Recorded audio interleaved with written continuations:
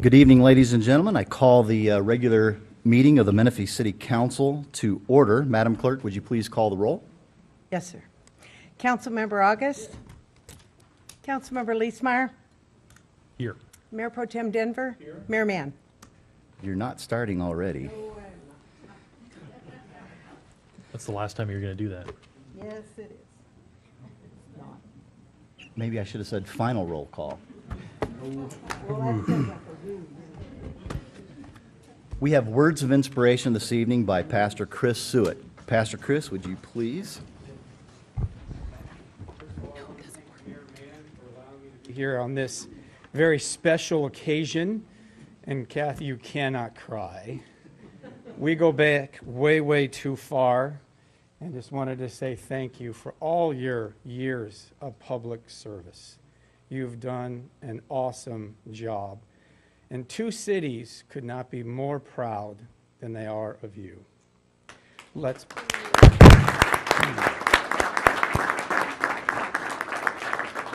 For those who would wish to pray with me, nod your head. For those who don't, that's okay. Lord, we just thank you for each person on this city council. We thank you that they are the servants of the public. I just pray, Lord, that they continue to remember that truth, that they serve us, and to see this city become all that it can be. And Father, we just pray that you would just give a blessing over this meeting tonight and all decisions that are made. So as your word says, that we can live in peace. And so, Lord, that we can continue to strive and become the men, the women, the children, the teenagers that you would have us be. It's in your name that we pray. Amen. Amen. Thank you, Chris. Councilmember Leesmeyer, would you lead us in the pledge? Please join me in saluting our nation's flag. Ready, begin. I pledge allegiance to the flag of the United States of America and to the republic for which it stands, one nation under God, indivisible, with liberty and justice for all.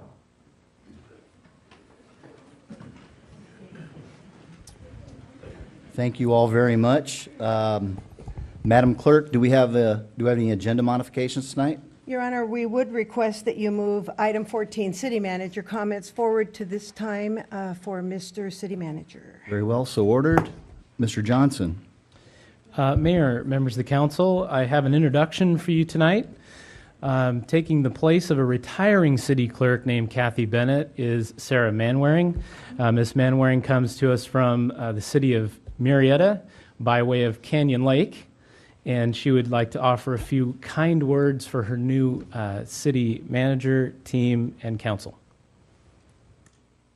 Good evening, Mayor, City Council, staff, and community members.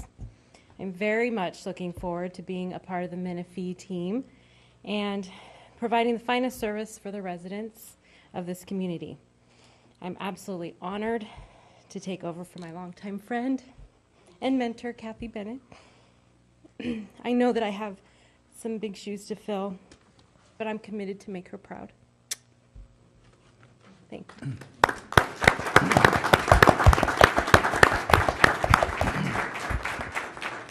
Mr. Mayor, members of council, I have had the pleasure of working with Sarah over 12 years ago, with us both at the city of Marietta. We shared a cubicle wall together and have kind of grown up in the system in different ways and come back. It's very special to have her here, working under her mentor here under Kathy, and also being mentored at the city of Marietta by longtime city clerk Kay Vinson. So we do have another diamond to replace a diamond that we're losing. Welcome, Ms. Manwaring. We're grateful to have you, and your reputation precedes you, and we know that you are well-trained, and Marietta's loss is Menifee's gain. Mr. Mayor, next, with your permission, I would like to extend the floor to City Clerk Kathy Bennett. Thank you, Mr. City Manager. Thank you, Council and Mayor, for that honor. First thing I want to say is that my family is here and they're in the back, and hi. They're kind of the glue for all of this. The most amazing husband and kids and grandkids and friends who have had to often unwind me as I carried a new and sometimes scary load. I love you all so much. And yes, Kimmy, you will need to fake calls from the mayor when I get dementia. 7.5 years ago, I hoped for a chance to work for this new city, and I never dreamed it would be life-changing. I already knew that working in local government was the only place for me, and, in my opinion, the only job to have. But I truly believe it's the only job where you go home at night and you can actually know you might have done something right for someone. I never thought when George Wentz called that he was going to get someone to carry some of the load, I would end up with a sister. Julie Woodruff taught me to trust. She's an angel with a pure heart and more qualified to organize anything, anywhere, anytime than anyone I've ever met. I never thought I'd meet a daughter I never knew I had. Gina often reminds me of me many years ago, only a whole lot smarter and more focused. I never thought I'd get to work with Jen Allen, the most amazing person ever hired. She's a true professional with no limits.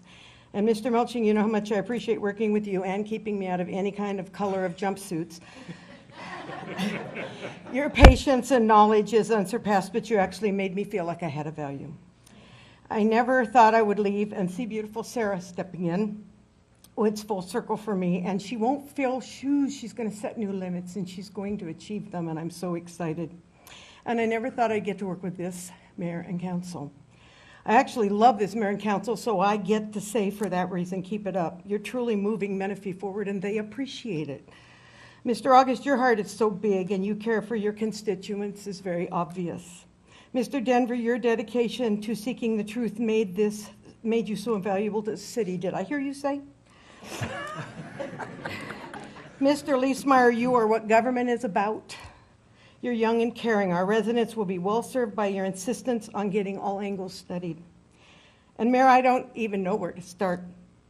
Your intelligence, your love for this city, and your residents, your ability to cut through and see fact, not going to be duplicated ever easily. And on a personal note, I'll miss the counseling sessions when things seemed heavy. And thanks for sharing your faith with me. You knew that you bolstered my faith. Few people know what it's like to work with this staff, these remarkable department heads. Just walking around the office and hearing this and working together, listening to the sounds of people who work hard and love it, who care, and know sometimes they don't have the time or wherewithal to get it done, but they still do. They still get it done. And then occasionally hearing laughter and knowing that only comes in an environment that's been set for growth. An amazing kind of growth. But that's all due in part to our city manager. I'm not looking at you. He's a great encourager. He keeps our sense of humor. He took the reins, and I walked into his office not knowing our relationship, how it might go with this new person, with his new position. I'd known him a long time. And I found out better than any city manager I've ever reported to. He spends his life helping and guiding us to do the best we can for this city we are blessed to work for. I have no doubt he is the finest city manager working today. He has honestly been a superhero to me. I learned more about my ability and how to deliver than I ever knew I had. Thank you, Rob. What you do for this city may never be understood by most, but we who work here know. Rob and Julie, I'm leaving you a new Magic 8 ball. Sarah, Julie got me this ball first when Rob walked out of her office one day and she said, sometimes you need a Magic 8 ball to figure out what he's talking about. The wand occasionally helps if you smack it twice. But then it comes true. But Rob found a way to make it fun as we tried to divine what some of you were thinking. And with due respect to all of you, you are sometimes the reason we drink. Those who are naysayers will not be happy, and they would not be happy, and they're not going to be happy. Take their information with the patience you always do and move on. The ones that you can help who have an actual crisis or thing you can help with, help them. And if you can't, don't worry about it. I want to thank each of you who care so much about this city. You have made this a remarkable experience. I can't thank you enough, and I'm blessed to have worked for this remarkable city. Thank you.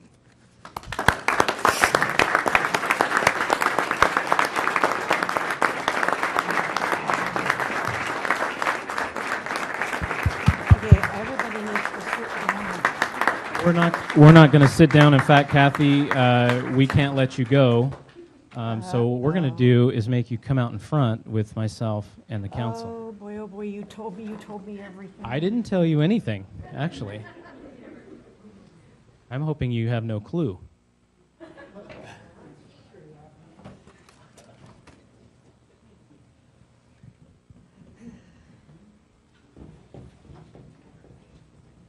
So for those of you that wonder about the city clerk, city manager, and council relationships, this is one of the few people that is entrusted with responding, creating relationships, and forcing the city to move forward with all of us at the same time. And it's difficult. She keeps calendars, she keeps schedules, she keeps us on agenda, she keeps it light in the office. She comes and tells me funnies 2 or 3 times a day, which is phenomenal. We're not going to spend too much time tonight. We do want to honor her, but there is a retirement party for her next Thursday at the Mason Jar that we'll be having a great time with. But there are a few things that we'd like to present you with. And there are a few staff members, I believe, here that also want to honor you by coming up for a phenomenal photo when we're done. But the first piece de resistance is going to be brought to you by Julie.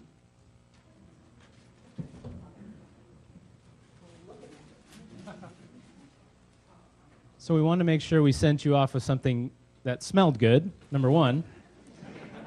Number two, I believe, does the mayor have that on his person? And I'm going to hand the mic over to the mayor for this special thing we're going to do right now. So, do you have some more tissue? Yeah, I got it. Okay, so this may take a moment, so hopefully you're sitting down and relaxing. So here we are. Kathy Bennett, we're sending her off tonight, but she's been as much a part of this city as anybody has been because she's been here since the beginning.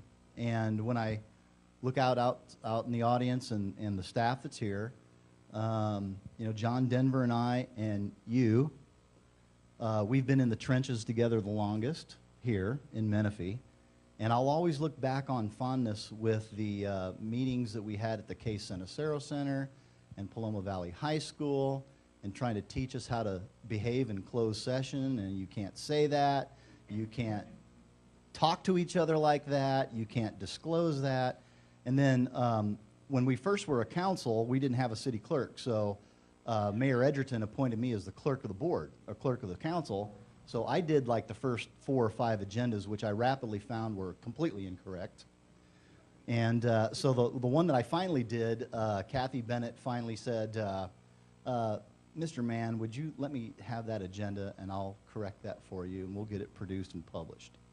But my relationship goes with Kathy deeper than the professional one that we have. It's tough.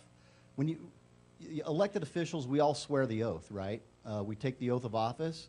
Well, there's 2 other officials in the city that take the oath, and that's the city attorney, and that's the city clerk. As the city clerk, under the government code, you swear the oath to the Constitution and of the country, and also to the state of California. So, city clerk, here's what you mean to me, Kathy. When I think of you, I think of your family and your foundation. I think of your faith and your Lord. And I think of your dad, because we're all you and your dad and Mr. August and I were cut from the same cloth as Mustang officers, enlisted men, and then became officers in the military. And my grandmother was the county clerk for Benton County, Iowa for 30 years.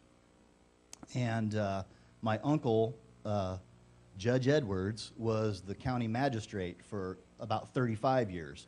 And to have my grandmother and my uncle serving in the same courthouse and doing the things that you do for the city, I'm reminded of them and the service that they did, and I'm reminded of the service that you have given in your entire career. Because you know what? When people come to this podium and talk, they're just exercising their constitutional right, and your advice to us earlier was absolutely spot on. It's about them and everybody sitting in the audience. It's not about us. We're here as public servants, and you epitomize the term public servant. Unwavering, dedicated, confidential. You're a counselor. You've helped every single one of us. And this city is only 8 years old, and we went through a lot of trying times. We lost Councilmember Twyman. We lost Councilmember Edgerton. And I don't think you experienced that on the Canyon Lake City Council. Maybe a couple, but it's Canyon Lake.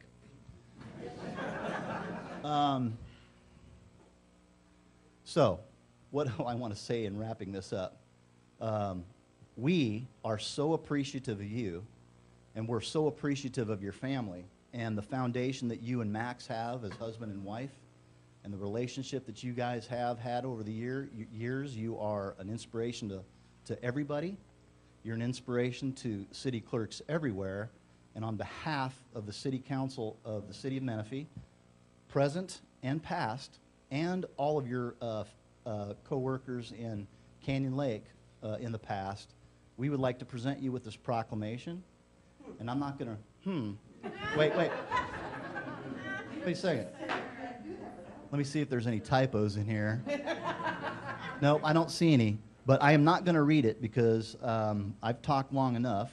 But we will present this gavel to you on behalf of the City Council and the staff. We're very grateful for your dedication. God bless you, Kathy Bennett. You're more than just a city clerk.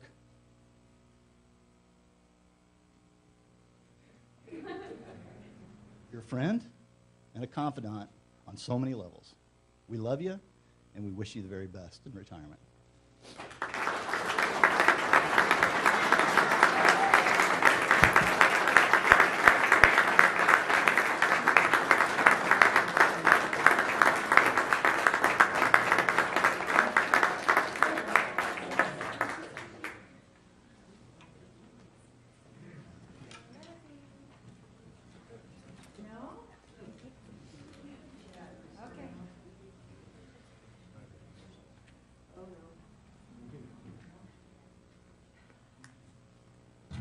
We do have another presentation. Pastor Suet would like to make a presentation for you as well. What many of you in this room do not know is over 10 years ago, there was a crisis in our town, both in Canyon Lake and in Menifee, with a lot of at-risk youth getting kicked out of school, getting the presence of our wonderful law enforcement, probation, and so forth. And God put upon a guy's heart by the name of Paul Kruger to start a school for at-risk youth. When the recent, last year incident happened at Paloma, we got almost 15 of those students. A lot of those kids' lives have been turned around. And it all started with a city clerk in Canyon Lake helping us get started. Because there were people in Canyon Lake that didn't think Canyon Lake had a youth problem. Many in this town didn't think they had a youth problem. You want to put it under the rug. But there are hurting kids and hurting families in both towns. And so when we started to move into the Canyon Lake Shopping Center, we needed to get a special use permit. And Kathy, as the city clerk, walked us through that. Many of you do not know that there are kids being rescued in this town and in the town of Canyon Lake because of this woman. And that's why we wanted to present that here tonight versus at her retirement, because not only was it in her personal interest that we got started, she knows exactly who I'm talking about, but on a professional level, she knew the dark side of both of our cities as the city clerk. And in there needed to be light. And we make no compromise that Jesus Christ is that light. And in there, we accept children or kids from all walks of life, backgrounds, faith, and so forth. The point is to help them see that their decisions are less than stellar, and in that process need a whole new system to make better decisions. And that all goes back to Kathy Bennett, helping us get... Don't start. So, without further ado, we'd like to present this plaque to you. Congratulations on your retirement, Kathy Bennett, City Clerk of the cities of Menifee and Canyon Lake, from Hope Learning Academy. Have I not commanded you? Be strong and courageous. Do not be afraid. Do not be discouraged, for the Lord your God will be with you wherever you go. Joshua 1:9. May you continue to stand on the word of God and become the woman that he wants you to be. You're not retiring. You're just moving to a different aspect of life, right? So thank you for your service. Thank you for all that you mean to us. And there's a whole lot of kids we wish could have been here that you've been able to look at and line the back walls, because their lives are changed today, and they're no longer wearing the various colored jumpsuits that you tried to keep these guys from. So Kathy, thank you very much.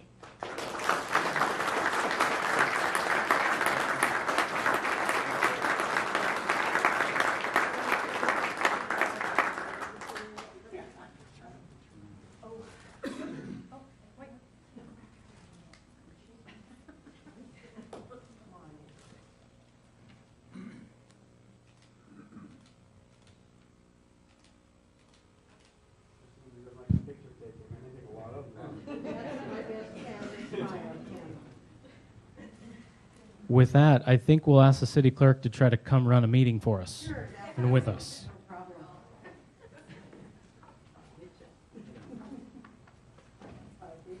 I know.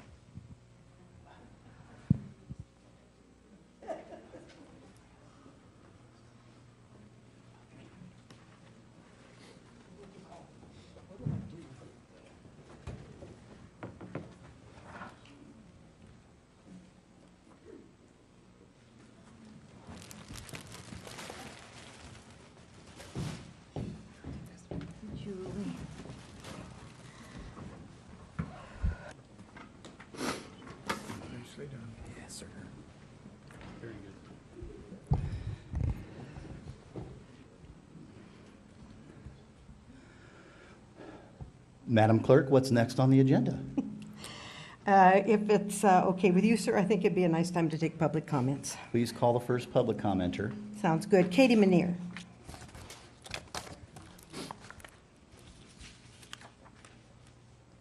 Kathy, you're always a hard act to follow. Thank you for always answering my questions when I called. I just have an article here that I've passed out to everybody again on the panel. And I'm going to read a little bit of it, as much as I can get in 3 minutes if I talk really fast. Corruption and conflict of interest at the EPA has caused toxic industrial waste to be stealthily concealed in the fertilizer applied to our farmlands and sold to us in potting soil with biosolids. While the EPA regulates toxic chemical emissions under the Clean Water Act and the Clean Air Act, when industry dumps waste into the local sewage treatment plant, those same chemicals become exempt from regulations. Interesting. Chemicals known to be problematic in part per billion or part per trillion levels in water and in air are concentrated millions of times higher in sewage sludge, which is applied to farmland and community areas. Ditto for the compost you buy for your garden. Even if you opt for organic, what's worse, these toxic chemicals are put there on purpose, thanks to the use of biosolids as fertilizer. Dr. David Lewis, how funny that name keeps coming up, is a microbiologist with a PhD in microbial ecology who spent 3 decades working as an environmental protection agency scientist. He got fired for blowing the whistle on the corruption and conflict of interest at the EPA that caused industrial waste and toxins to be stealthily inserted into the fertilizer applied to our farmlands, which includes the Boruses and the Dominigones and the farmers in this area, and sold to us in potting soil with biosolids. There's a 2-page commentary in Nature, which is a magazine, entitled EPA Science, Casualty of Election Politics. He wrote a book about his experience called Science for Sale, how the U.S. government uses powerful corruption and leading universities to support government policies. Science top scientists jeopardize our health and protect corporate profits.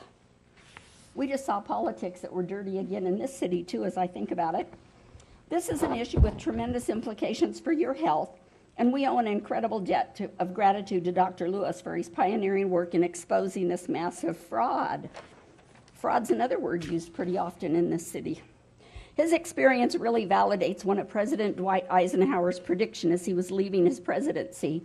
Eisenhower warned us of the danger of the intellectual elite, which have the potential to massively corrupt and influence government policies.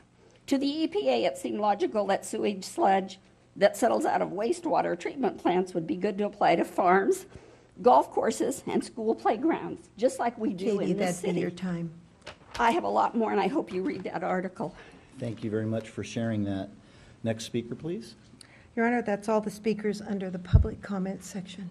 Thank you, ma'am. On to approval of the minutes. Are there any modifications to the minutes of October 21st? Hearing none, those minutes are approved. I'll back up for just a minute. I just reordered the agenda again. On to council member comments. Gentlemen, the floor is yours. Do you have any comments from Mr. August? Just a quick one, Mayor, and I'm sure that you're going to have something to say about this in a minute or two, but I do want to congratulate Lisa Sobeck and all the candidates.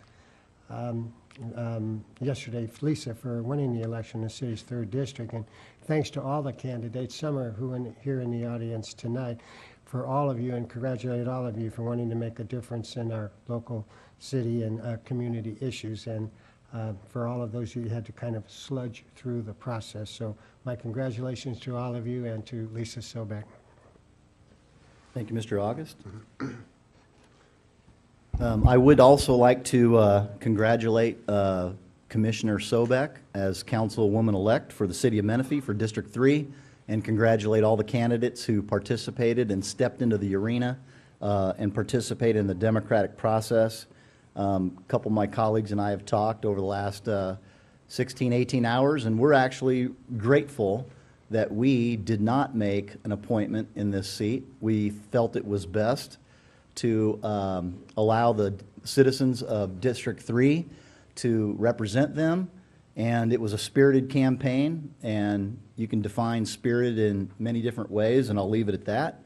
But you know what? The cost of the election, as the Press Enterprise and Menifee 24/7 have reported erroneously over the last few months, is $25,000. I believe it was actually about 12 at the end of the day, right, Madam Clerk? They estimated between 7 and 17. Final costs are not yet known. Thank you very kindly. So, but regardless of whether it was 7 or 17 or 25,000, you know what? You can't put a price on freedom, and you can't put a price on democracy and for the people's right to choose their elected representatives, and I'm very grateful for that. All right, thank you. We've had an approval of the minutes. We've had council member comments already. Did I mention something about RTA? Yes, absolutely. We have a report from RTA from Mr. August. And I want to mention that on November the 14th at the Provident Bank in Sun City, RTA will be coming down and giving training to members of Post 1956. Has to do with VA CBOC bus service for our veterans to the hospitals. Mike, you're in charge of this thing. So, and we want to make sure that we not only do we inform and have training for the members of the 1956 VFW, but also we want to get the word out to as many veterans who we can in the city and make them aware and of this hopefully good service for our veterans. Thank you. Thank you, Mr. August. Gentlemen, are there any other council member updates or comments or board reports? No. Hearing none, on to the consent calendar. I'll entertain a motion on the consent calendar. Motion by Mr. August. Is there a second? Second. Second by Mr. Leesmeyer. Roll call vote, please. Councilmember August. Councilmember Leesmeyer. Aye. Mayor Pro Tem Denver. Mayor Mann. Aye. Thank you. On to agenda item 11.1, public hearing items. Public hearing and adoption of council ordinance number 2015-180, establishing a new chapter, chapter 9.28, economic development corridor within the city's municipal code. Mr. Johnson, I'm sure you have a staff report on this. Yes, we do. Thank you, Mr. Mayor, members of council. As you are aware, the economic development corridor and the conceptual portion of the master plan has gone through a number of public meetings, workshops, and tonight we have the recommendation from the Planning Commission. I'm going to turn that over to Bob Brady, your interim community development director, for the balance of the item. Good evening, Mr. Mayor and members of the City Council, and thank you, Mr. Johnson. As stated, the item before you this evening is a Development Code Amendment, DCA 2015-190. And this development code would establish the Economic Development Corridor regulations for various areas within the city of Menifee. And it would address the allowed land uses, development standards, and design guidelines for properties with the Economic Development Corridor land use designation. The designation itself is intended to provide economic vitality and flexibility in the land use options and to promote economic vitality along the city's major corridors through the city. Back in December of 2013, the general plan was adopted by the City Council, and at that time it established the EDC land use designations for 5 sub-areas within the city. The EDC is essentially the zoning or the development regulations that would be adopted, and it's before you this evening, to address the development requirements and regulations for those areas. The EDC areas are to be developed primarily with commercial, retail, office, and business park types of uses, and would also allow limited residential uses as well. Just to give an overview, there's 5 EDC sub-areas within the city. The first area is the northern gateway area, and that's the area generally between Ethanak and McLaughlin Road and the portion along State Route 74 adjacent to the 215 freeway. The next area is the McCall Boulevard EDC area, and that's along McCall Road, primarily around the interchange of the I-215 and McCall, and generally goes out to the east along McCall as well. The Newport Road EDC is along the Newport Road area, generally from the Audie Murphy Ranch area to the Bradley Road area and a little bit north on Bradley Road as well. The Community Core EDC area generally is south of the town center and marketplace area down to Garbani Road along Hahn and generally east of the, or west rather, of the I-215 freeway and adjacent to the I-215 freeway. And the Southern Gateway EDC is the largest of the 5 areas, and that is on both sides, east and west of the I-215, south of Garbani Road, running all the way down to Scott Road, and then south of Scott Road, west of the 215 freeway. And the purpose of the Economic Development Corridor is there's several, and this chapter is to establish the zoning districts where the primary focus is to optimize the city's economic development opportunities. And with this is to encourage commerce, trade, and development of products, services, and technology that will create jobs while generating sales tax and property tax revenues for the city. These EDC zones are strategically located along highly visible main transportation corridors within the city. And again, Ethanak Road, McCall Boulevard, Newport Road, Hahn and Scott Road interchange area, and also the 215 on both sides of the 215. And the goal of the EDC is to achieve high-quality development through flexibility in the development standards and to allow a flexibility in the approval process for uses within this EDC area. Both the staff and the Planning Commission have spent considerable amount of time preparing the EDC regulations, reviewing them, and going over them. The Planning Commission held 8 public workshops that were noticed for participation, and these occurred between September of 2014 and April of 2015, and culminated with the October 14th public hearing for consideration of the regulations. And again, the staff also from various departments, including the City Manager's Office, Economic Development, Planning, Building and Safety, Engineering, all participated in reviewing the regulations and made suggestion changes to these regulations as well. And then before you this evening, the Planning Commission did recommend approval of the EDC regulations, and with 2 modifications. The first would be to allow public storage uses with a conditional use permit in 4 of the 5 EDC subareas, rather than prohibiting storage uses. And the second modification was the change in the maximum lot coverage, which is included on Table 9.28 on page 24, for the Southgate subarea to increase that from 65% to 80%. Tonight, there's several additional considerations that are presented to the City Council. The first is if the City Council does support allowing public storage facilities in the EDC zone, this could be implemented as follows. Only allow the legally established existing storage uses to expand up to 100% of the size of the existing use with the approval of a conditional use permit. The other would be to consider eliminating entirely the maximum coverage requirement included in Table 9.28B, since there are a number of other requirements that would address lot coverage. For example, setbacks, landscaping, and all the water quality requirements would essentially define the lot coverage area for buildings on those properties. There's 3 other considerations that are brought before the City Council this evening as well. The first would be to consider allowing breweries, distilleries, and wine-making facilities with tasting rooms and sales for off-site consumption to be allowed as a permitted use rather than a conditional use. And again, this is in Table 9.2A, page 11. This, as an example, would be something like the mason jar would be allowed as a permitted use rather than a conditional use. The second would be to consider allowing restaurants with breweries, distilleries, and winemaking facilities with sales for both on and off-site consumption to be permitted use rather than a conditional use. Again, an example of this would be a use such as BJ's Restaurant, where they would have brewing on site and you could also purchase in for consumption off-site as well. And the third consideration would be to allow private and vocational trade schools to be permitted uses rather than a conditional use in the Northern Gateway EDC area and the Southern Gateway sub-areas.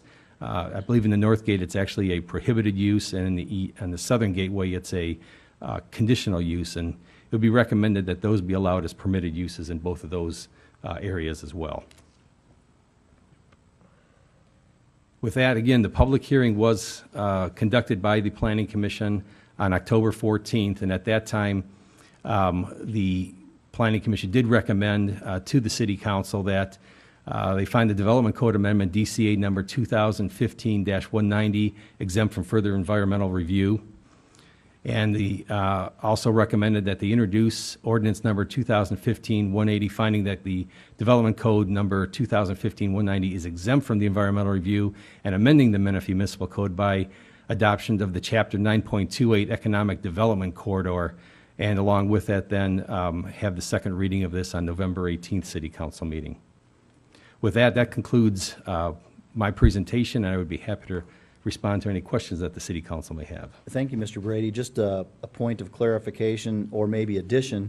We had this handout in our red folder that expands, not expands, but gives us a more detailed view of the maps and the 5 EDC sub-areas. Did you need to speak to that at all, or did you cover that already in your report? That was back with the slide where we were showing the land use designations. Essentially, it's the same. This is the one that was provided to you, is the designation of the more of the blow up of each of those specific areas, but it's essentially the same designation.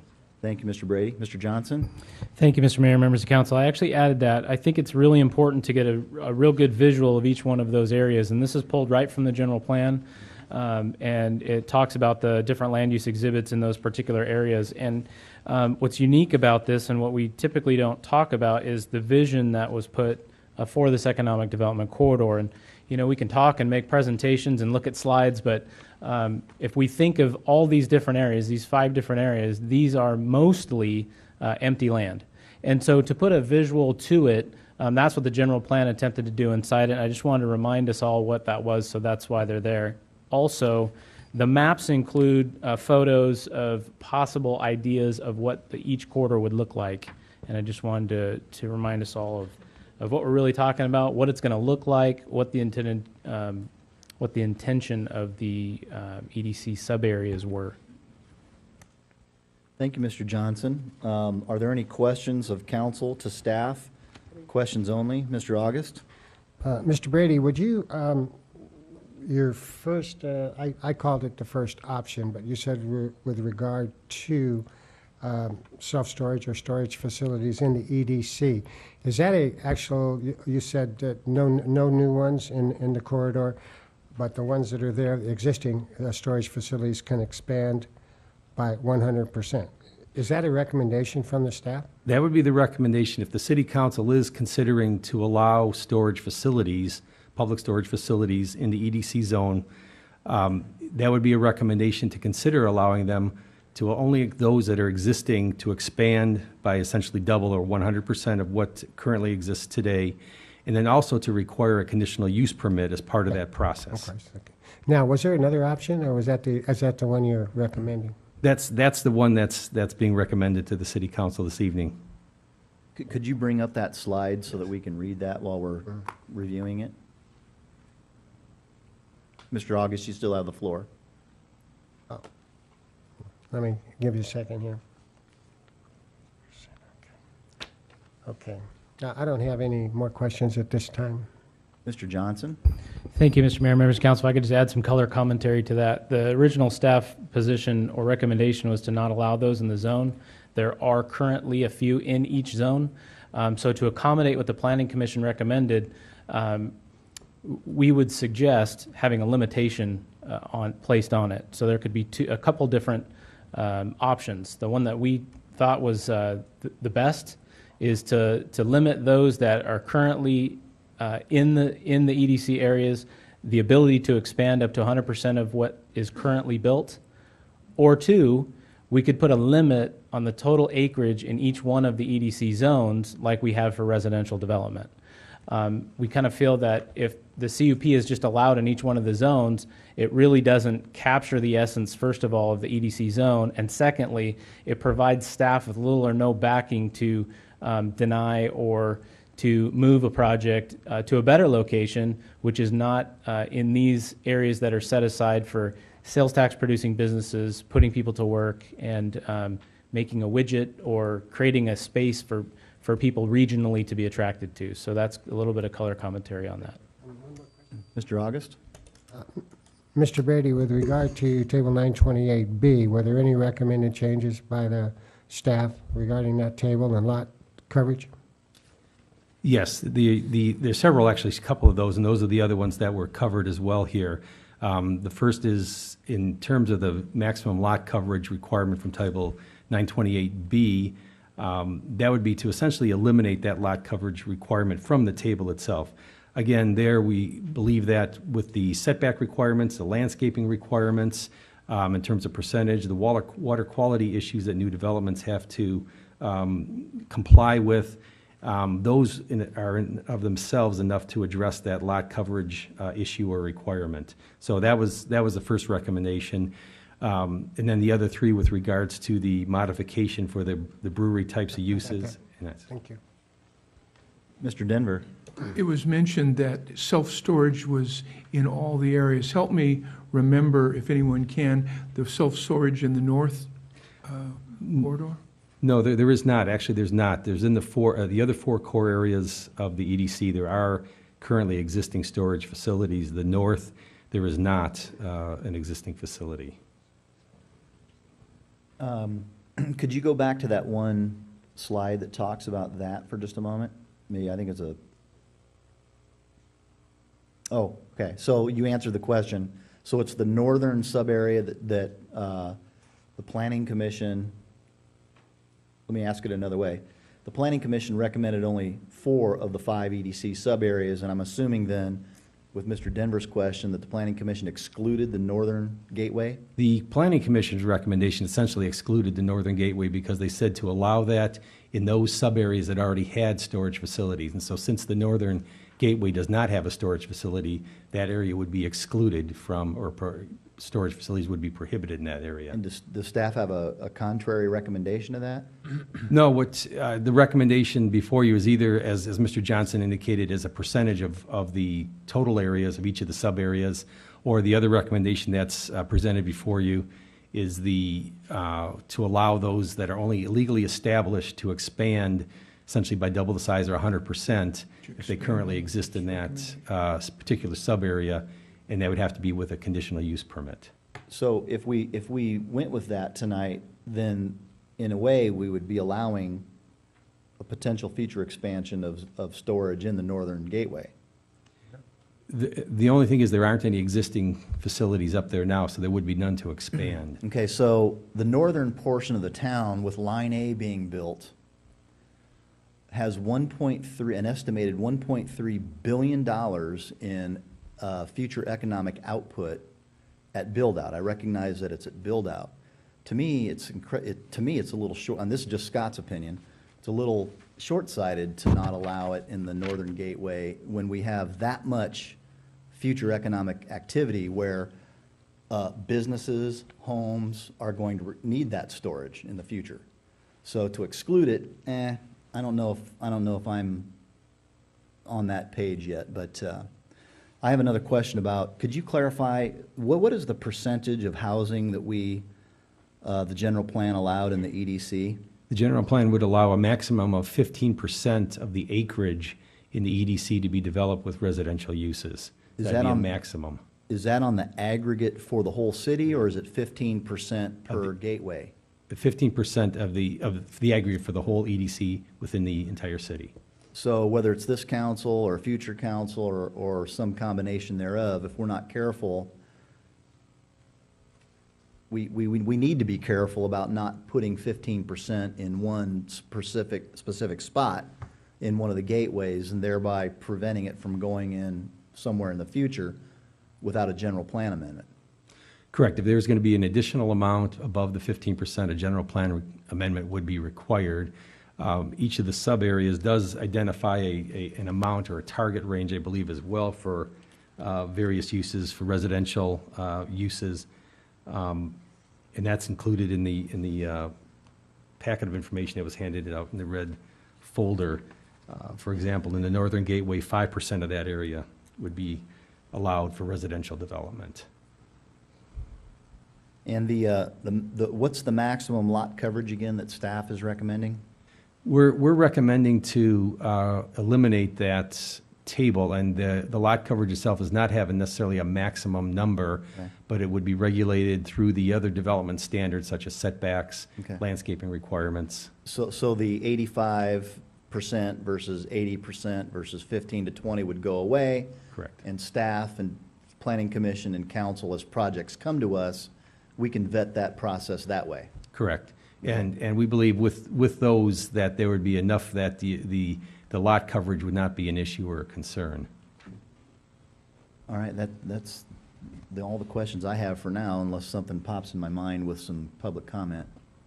Any other questions of staff before we open the public hearing? Mr. Leesmeyer? Yeah, Bob, if you could just elaborate a little bit. I know I sat through most of this when I was on the planning commission, but refresh my memory on the administrative design review process in here prior to the issuance of a building permit or building or any structure. An administrative design review shall be required. Am I wrong that everything we do already has some sort of administrative design review process? It goes through a design review process initially essentially at the staff level. What we've tried to build into the EDC is greater flexibility as to how projects can be approved through the city, and we want to try to address that so it can be simplified, streamlined wherever possible. What would really control and really determine what goes to the planning commission and beyond the staff level would be whether it requires an environmental review or not. So if it requires environmental review, such as a negative declaration, EI or something like that, then it would essentially have to go on to the planning commission for approval. Okay, I think, yeah, all right, thank you. Mr. August? A question for Mr. Brady, and has something I want to chime in with that the mayor was talking about as far as the economic development corridors in the northern tier. There are other areas up there that will be developed, commercial, retail, et cetera, where storage units can, of course, be approved to go in, correct? As it stands right now, and as proposed from the planning commission, it would not be allowed. With the modification, if it's considered by the city council tonight, I mean outside, I'm saying outside of the economic corridor. yes, in other areas, yeah, in other zones, if it's zoned and it's allowed within that zone, yes. Sure, thank you. Mr. Johnson, did you have a comment?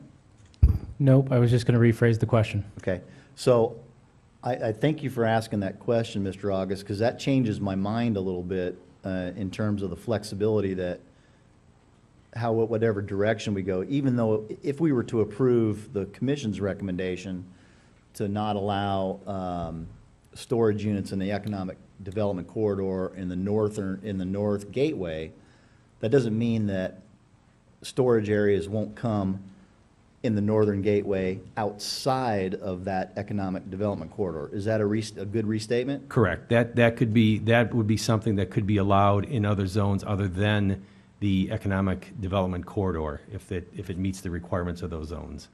Mr. Johnson?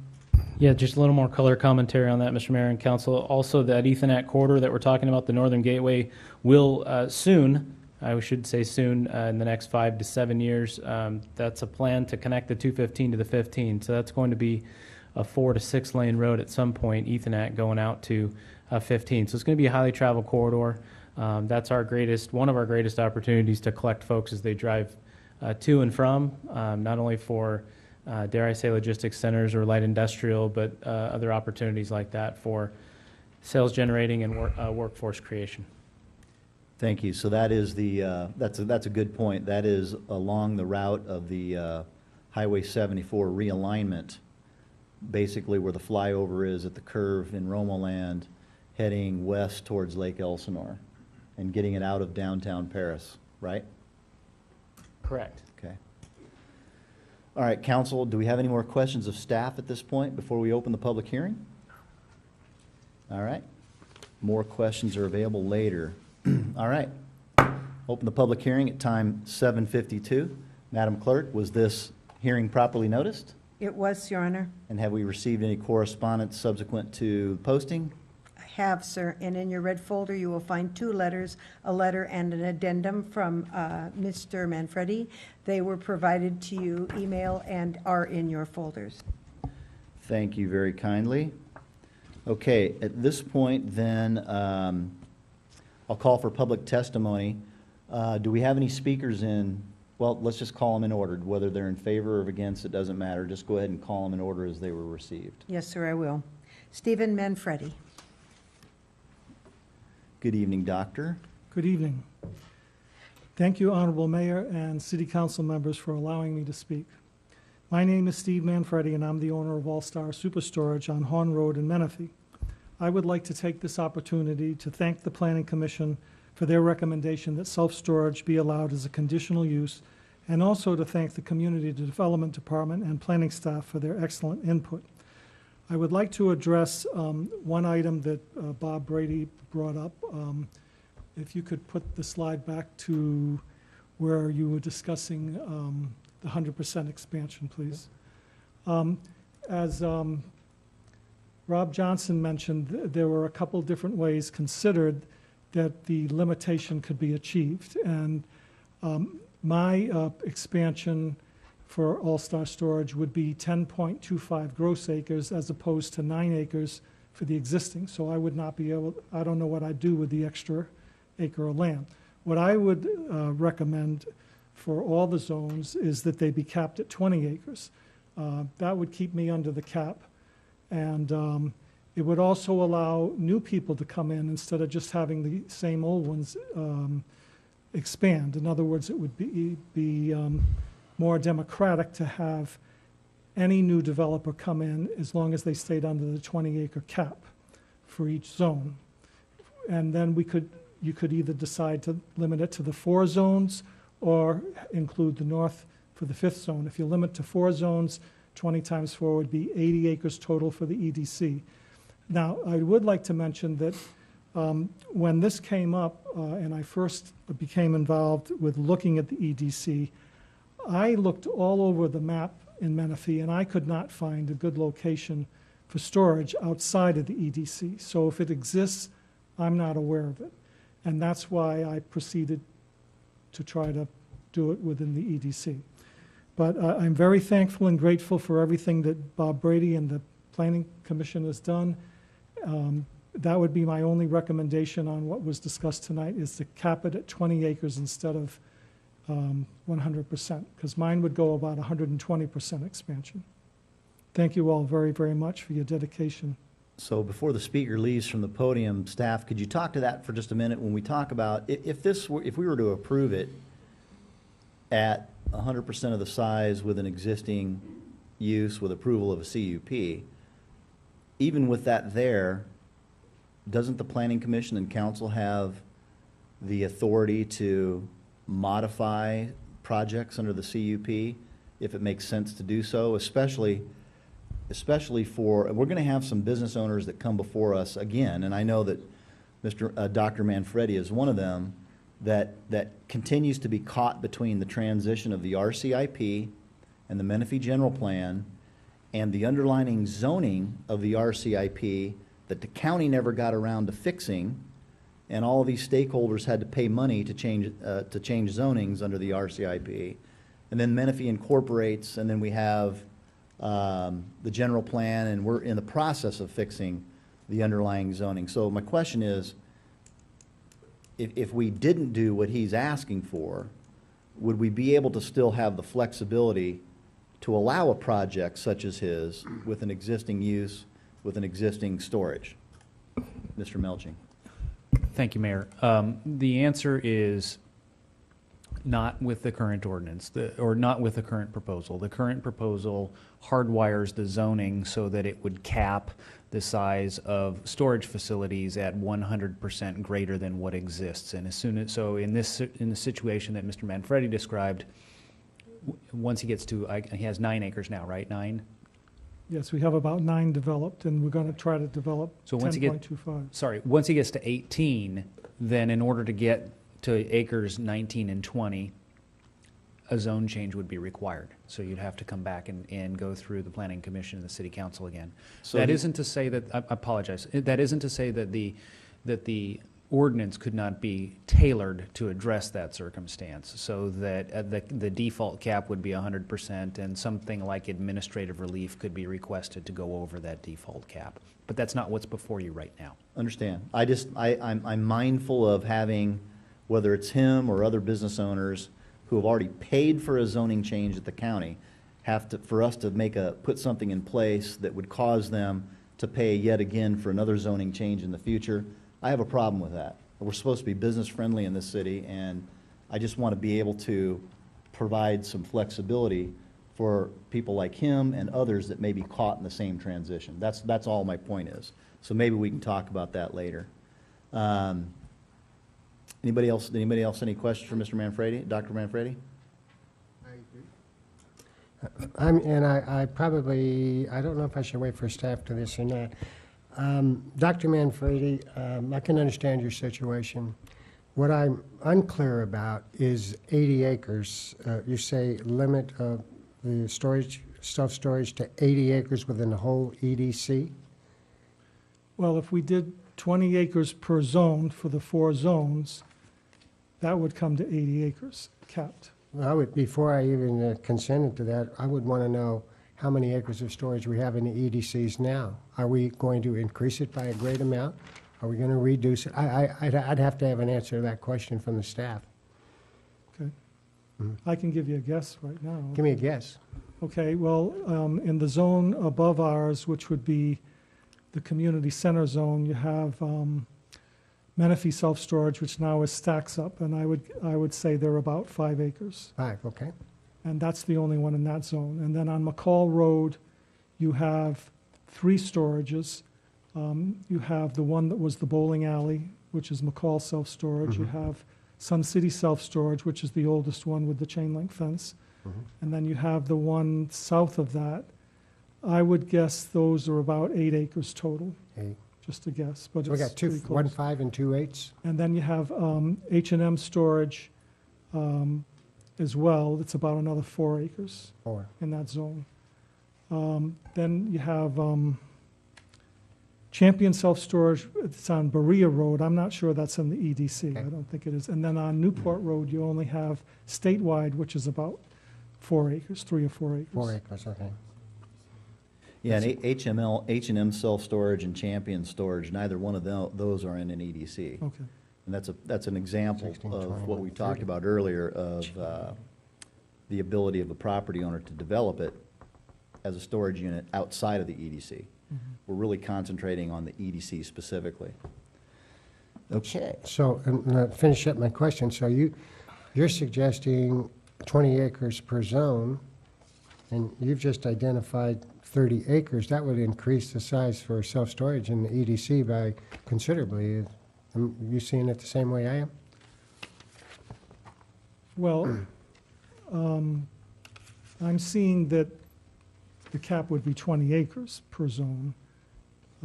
Yeah, that's quite a bit. Oh, Well, if we also included the boat and RV storage in that 20 acres, then that would probably, because boat and RV storage in an enclosed building is now a fully permitted use. So if you put that in with the self-storage and capped all of that at 20 acres, I think that would be a good way to go as well. okay. Mr. Johnson? An alternative could be to move the 100% to 125. Say that again?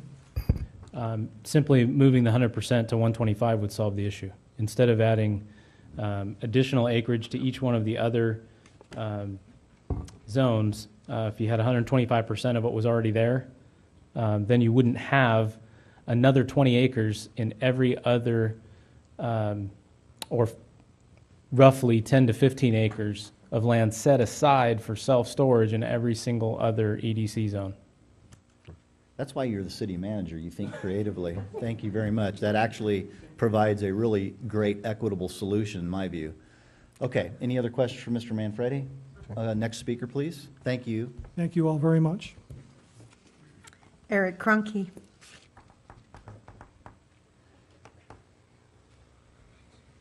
Good evening, Mr. Mayor, Councilman. I'm not in the storage business. I'm a property owner in the Northern Gateway. And just going through the EDC proposed ordinance, I think it's a fabulous job. Again, it is user-friendly. It is, again, the permitted use section. I think it's just fabulous. I think they've done a great job. And my question comes up very simply. For the Northern Gateway, you've got the 7 sections of land between the roads. You figure about 75 acres per each one of those, with a development of just light industrial, just to make it very simple, at a 35% coverage with all the different requirements now. That comes into about 8.5 million square feet. So, you know, say 10,000 square foot buildings per each one of those 75 acres is about 115 of them. Just to give you an idea of the volume of businesses that could be. I'm a small businessman. I have a real estate development company, and I've got to keep my paperwork, as Mr. Denver does in his real estate business, for 7 years. The volume of just storage, business storage, is tremendous. I'm just looking up in that area, and that's not taking into account any of the new residents. You just approved a project for 700, up to 756 units. Some of those are on small lots. And again, I grasp the idea that, again, you're trying to save every last bit of land for jobs. But again, you're losing the ability for residents and businesses to be able to keep their materials and so forth within a reasonable period. So, again, I'd like to see a consideration for, again, I agree with an acreage per area, limited in that. But, again, the volume of land in the EDC, again, self-storage is not allowed in residential. You start blocking out where it is allowed, and you really, I think, shortchange the citizens of the city of Menifee in the future to be able to again, store their thing. Now you've got it sitting in their garages, cars are parked in the streets. Same with RV parking, which are not allowed in many of the the residential areas. I'm a 25-year resident, 26-year resident, city of Menifee. RV parking is not allowed in my subdivision, and we've had to fight that the whole time I've lived there for 13 years. So again, just a consideration for that area. Thank you. Mayor Pro Tem?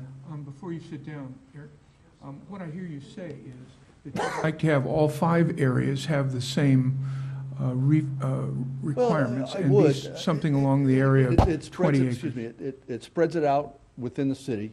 One of the other things I made a note, by limiting it to the existing, you've now gave them a monopoly for the rental rates. If I want to keep my stuff, and I have nothing in the storage, don't own any storages, as I said, but if you limit it to just a few, now they've got a monopoly on the area. There's no competition. You can double your rates, you can do whatever. They can haul it somewhere else, but, typically these people park it, so. Did I answer your question? What I heard you say is that you want all 5 of them, all 4 of them are equal, all the areas equal, and you'd like to have it be considered maybe the 20 acres-ish? Some figure within all 5 of the regions, yes. Mr. August? Just a question, and I'm just the conversation's kind of going away from where I have a comfortable zone for this. A lot of time was spent on developing the economic corridor areas. And do you know what the reason why we have the economic corridors? It's to kind of generate economic activity. And correct me if I'm wrong, but Louis Nurseries down there in the southern corridor, if they sell 5 trees, that's more economic income than this whole project would probably return or give to the city in terms of economic retail and commercial sales to the city. So the point is with the economic development corridor is to generate income for the city. And we can't have a bunch of storage facilities and dominate the economic development corridor and expect to pay for increasing services, law enforcement, health, safety, and so on and so forth. So do you understand that point of view? I've made my living for the last 35 years doing commercial industrial development. Sure. Most of the major projects that have been done in this area, my company has done. I am extremely familiar with it. I'm also very familiar with certain things come within a community to provide a service. Parks cost the city money. They don't generate any money. It's a service for a community. People have stuff. Again, I'm not in the storage business. It's just something I read, I looked at it, and I'm making a comment. It does or doesn't. It really isn't going to matter to me. My property doesn't have any utilities worthwhile building into a development as a business park. For me to extend the sewer to make just my example of 5-acre parcel on Getz Road costs more, time and a half more than what I paid for the property. Okay. So again, it is a use that again is an inert use. It doesn't make you any money, but it does provide a service for residents and businesses. So once again, everybody takes that same idea that it should be somewhere else, and it's not there. Where's it go? So I think that every community ought to have enough, provide enough service, whatever it is, in their own community. Before you step away, assuming for just a moment, in your years of experience, and you do have a substantially more experience than a lot of us do in the commercial development business, if we were just going to leave the northern gateway as recommended by the commission, recognizing that there are other areas outside of the EDC that storage units are a permitted use, do you see that as a problem? Well, once again, you've got, each one of those zones is limited in its availability for this use, as with all uses. I can't put typically a mini storage in any of the residential uses. So you start blocking those out. You start taking all these things, the rest of those uses, it's allowed in commercial. Do you want to take a commercial piece that may be better for something else? There's trade-offs with all of them. wherever it goes. That's what we're faced with tonight too, is fencing, for the lack of a better word, the economic development corridors for that commercial development that generates not only the sales tax, but also the property tax revenue, which is storage. I take exception a little bit to the Louis Nursery example because all store storage does provide property tax revenue to the city, albeit it does not produce a good or a service that generates sales. It still produces revenue for the city in terms of property tax. So it's not really a very good example. But that was again, used. it's just providing a service. Yeah. And again, I'm not a champion for the industry. It's just something I picked up on it when I was reading through the ordinance. Well, and I appreciate you taking our questions because you sent us a letter and I wanted to make sure that your point was heard and allow us to ask you some questions. No, So, I appreciate it. Thank you Yeah. very much. Madam Clerk, next speaker. Ben Froelich.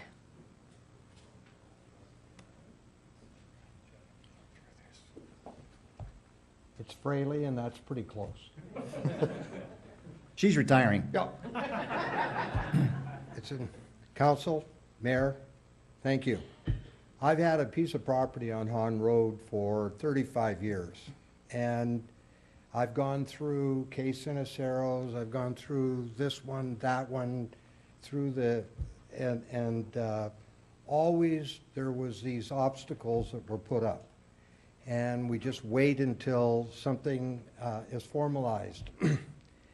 With the EDC, I think you're putting a whole bunch of restrictions on the 2,000 acres that you have out in this area that will be developed in our lifetime, hopefully mine. And I just look at, if you put too many restrictions on the development process, you're going to have development go other places where it's easier. So I just want to caution you, it's really easy to sit around and come up with a program with professional staff and that have their input and with a grandiose idea. But when you start restricting, like on industrial, which mine is supposed to be, and I had some inquiries on my property, and one of the things that they wanted to do was have me go to my neighbors and ask them what they were doing. And what's that all about? I mean, I've been working at Rancon, and I've been in Temecula, living in Temecula since 1977. So I've seen all the growth development, and I just look at the restrictions that you're trying to put on it. So it's frustrating as a landowner because I was optimistic with the city when it was being created that we can finally get something happen in my particular corridor. Thank you. Mr. Leesmeyer. Thank you, Mr. Flay, for your comments, but however, I take exception to what you're saying about there being limitations. The EDC actually offers a wide variety of options. You mentioned industrial. Had we decided to make that property just industrial, that's all you could do. Now you could do commercial, you could do medical, you could do a lot of different things. So I think that the commission and staff and what we're proposing is going to offer you a lot more flexibility than what you have right now. Well, that's not what I'm reading. And the other problem I've had is that this is the first indication that any of this was going on. And I know that you've given public notice by going through the press enterprise or the local paper, but if you don't get that, you don't know what's going on. So it's just been this whole trying to catch up in this last couple of weeks since your last meeting and trying to figure out what's going on. It's a bit of a frustrating experience as a landowner that's been sitting there waiting for the city to progress. So where, you said your property's on Hahn. Yes. What's the nearest cross street? Gamboni, I guess. Okay, so it's in the southern. I just figured that one out. Carboni? So it is in the southern EDC, the sub area. Yes. And how long have you owned the property? 35 years. 35 years, okay. So you've gone through several machinations with the county and, land speculation at its best, right? Up and down. I'm grinning. But, I'm sorry, but you work for Rancon, right? And I'm sorry, but you guys are well in tune to everything that's going on around here. Our general plan started shortly after we incorporated. We adopted it in 2013. The EDCs that you see here were originally reflected in our general plan as a proposal.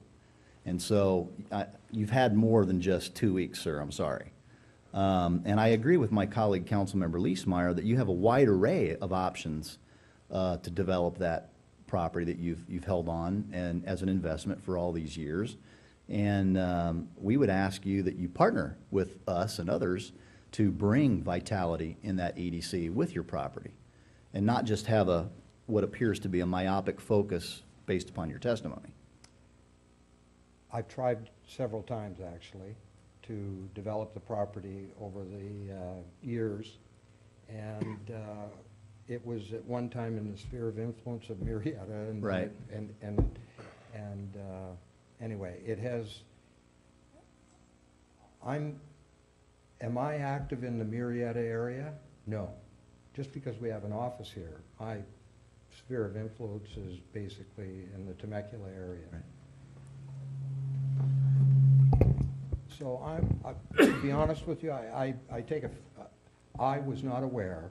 I was aware that you had a master plan. I didn't realize that you were getting really into the specifics. So I am pulling back from what your comments were. Well, I appreciate that, sir, because we're a business-friendly city, and what we're trying to do with our general plan, with our economic development plan, our capital improvement plan, and now dialing in these uses, is to provide the clarity that you need and guarantee of what's going to happen over the next several years so that you can do a business plan, rally some capital, bring something to the city that we all want so that you can make a profit, you can bring amenities to the city, and we can provide the services to the residents that we need. So we need you, and we need you to be able to put something there that does the trick. Now, there has been a lot of changes since what you proposed in your last meeting. And there has been some changes that are made. I got involved after that last meeting.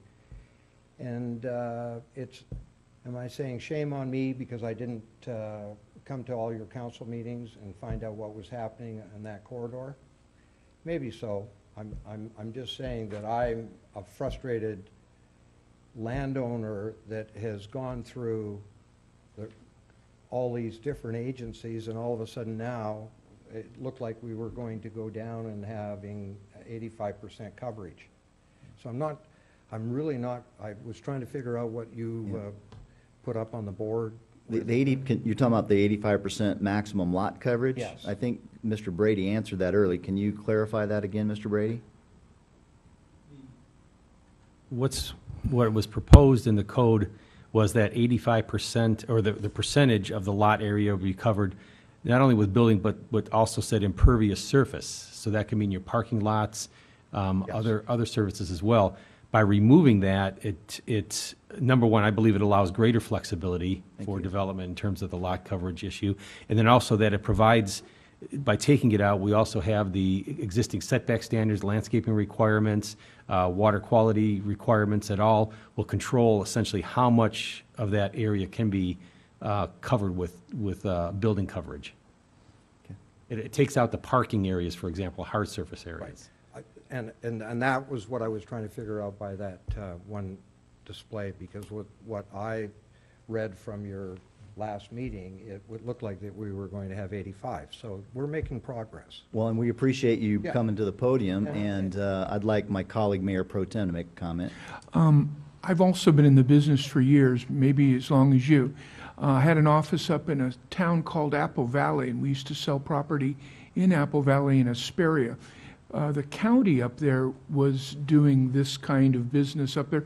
They had no limits. You'd have a mobile home next to a house, next to a garage, next to a self-storage, next to a mobile home.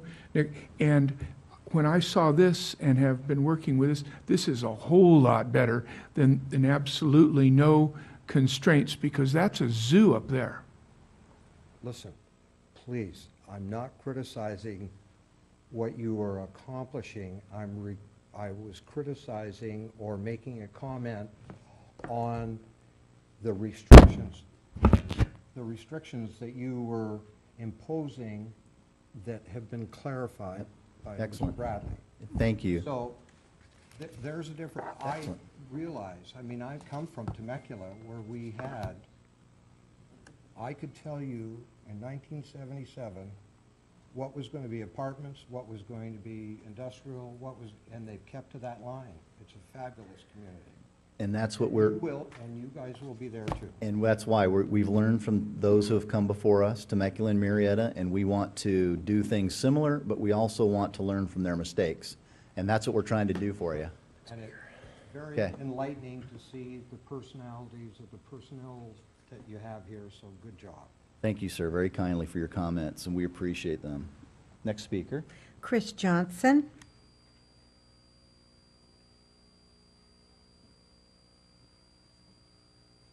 Mr. Mayor and Council, my name is Chris Johnson. Could you pull the mic? Mr. Yeah. Yes, Pardon? good- I'm there sorry. you Thank you. I'm taller Tall than guy. he is.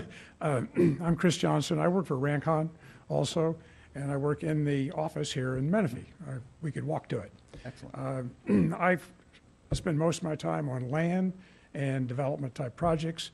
I have worked on projects on Hahn Road and Ziders, successfully and unsuccessfully. Mine is a general comment.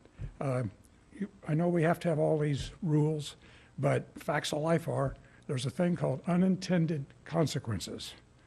You just don't know when what you've put down that makes all this wonderful sense, that it comes back to bite you. I think as we go forward, we're going to find more and more opportunities that maybe we won't be able to develop, because the more we make the rules tighter, the less we have the opportunity to be flexible. And I know you've said many times this is more flexible, and I suspect it is. The question is, when do we get to the point where it becomes not flexible? So just a general comment. Thank you. Thank you very kindly, sir. Next speaker, please. Sam Alhadev. Good evening, Council, Mayor. Ms. Bennett, if my daughter was here, she'd be crying. Kelly just loves you. We love you. And as you know, working with someone as professional as Kathy and as personable as Kathy, it's been a real pleasure, and you need to know that. Thank you. I don't know what to say.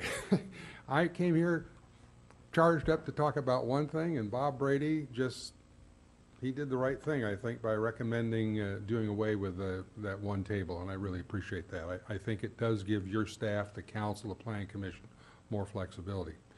I got to put my advocate's hat on for Doctor just for a moment. He bought this property in 1982, had it paid for zoning under the county in 1984, has developed a really, I think, a fine project. And I like the idea of 125% that your city manager has suggested. I can't comment on the northern area because there was a spirited debate in the planning commission about where they wanted to put self-storage, and they talked about the northern area where there'd be areas outside of the economic development. Again, we agree with what your staff is recommending. Bob is a pretty smart fella with regard to doing away with that table. I would respectfully request that we be allowed 125%. I think that's a good compromise. It does bring it below the 80 acres that otherwise might be considered, or 100 acres that might be considered. And if I may, Councilmember August, I've thought a little bit about, what do mini storages provide? They do this. I think, for example, Doctor has over 120 businesses that keep their books and records there. Every law firm in the country, Jeff's and mine, have got to have off-site storage. There's many industrial users and contractors that use those kinds of services. So I think as an adjunct, I think it helps develop businesses, and it's there as a service, as Mr. Cronky said. So please consider the 125%. Otherwise, we really have a challenge in our project. Mayor Pro Tem? Do you have an opinion on the north section? If you do 125% of nothing, it's still nothing. Well, that's now be frenetic. what is it when you have your mind is, you've got two things going on? I would suggest you could have some acreage calculation in there. I tried to do a quick calculation of 8 acres, 5 acres. It seems to me if you allowed 10 acres within the northern area, you're still below, what is reasonable. I mean, to me, it's a question that your planning commission wrestled with, and they determined that it wasn't there in the beginning. In other words, it's not there now. There's nothing in that northern economic development corridor of a mini storage facility. The other areas had it, and so it was a pretty interesting debate, and I think that the folks came to a reasoned conclusion. I just can't count.